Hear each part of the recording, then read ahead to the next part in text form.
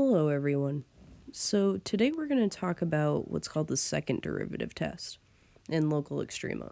Okay, so we're still talking about local maxes and local mins, alright, but we're just talking about another way for determining if a critical point is a local max, a local min, or neither.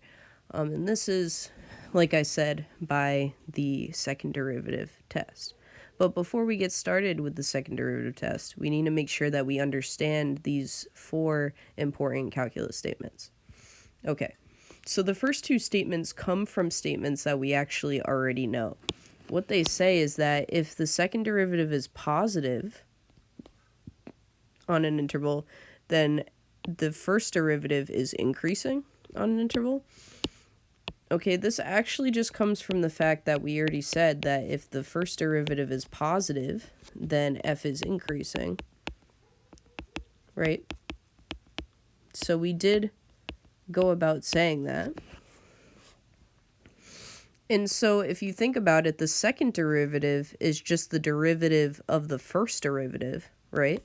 So if I make that relationship between saying when the second derivative is positive, then f prime, the first derivative, is increasing, that really truly is just coming from this statement here, that when the first derivative is positive, then the function f is increasing.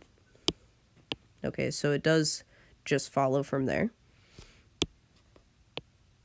Okay, and then the second derivative is less than 0, implies that the first derivative is decreasing. Again, that just comes from the fact that we already know this, when the first derivative is less than 0, that f is decreasing.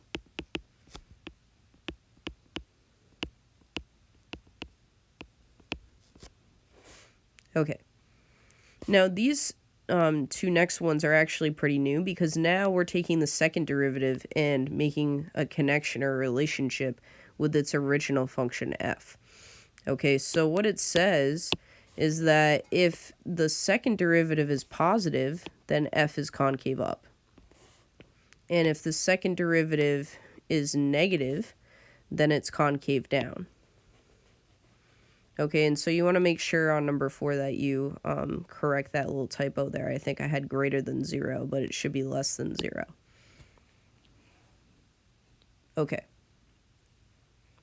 So now you're going to see with statements 3 and 4 why that's more important for us to truly understand what the second derivative test is telling us.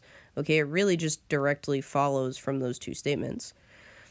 Okay, so looking at the second derivative test, it says suppose x equals c is a critical point of a continuous function f with the derivative at c equaling 0.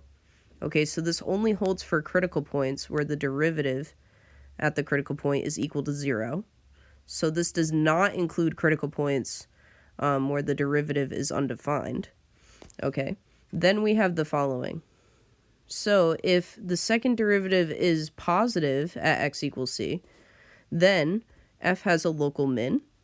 And that makes sense because where the second derivative is positive, I know it's concave up, right? And if I draw something that's bended upward, it has to have an upwards U shape like this. So that's where that's coming from. Okay? Because if I know at C it's bended upward, then it must be a local min, not a local max, right? However, if it's negative at x equals c, then it's a local max, okay? And that's because where the second derivative is negative, the function is concave down. Okay, so if I draw something concave down after I know the second derivative is negative there, then of course I can see more that this is going to be a max and not a min. Now the third condition says it addresses the fact if I plug in to the second derivative and get 0, what happens? Well, what actually happens is the test is inconclusive, meaning we cannot say anything about x equals c, whether it's a location of a local max, min, or neither. Okay, so it's actually pretty useless to us if that is the case. If we plug it in and get 0, we would have to then use the first derivative test. Okay, so this visual summary just kind of summarizes these important concepts with the second derivative and its original function f, and connecting it to concave up and concave down, and then again connecting it to local max and min. Okay, and then make sure you do take note of this here. What I'm saying is that the second derivative test only applies to critical points where the derivative is 0. Okay? And so I would honestly just recommend that you only use this test for critical points that are equal to 0. So meaning you don't have any critical points where it's undefined. Because if you have some critical points where it's equal to 0 and some where it's undefined, then it kind of doesn't really make sense to use the second derivative test only for a couple of values and then having to use the first derivative test for the others anyway. So this test, truly, I would just use it if you only have critical points, such that when you plug it in to the derivative, you get 0. Okay.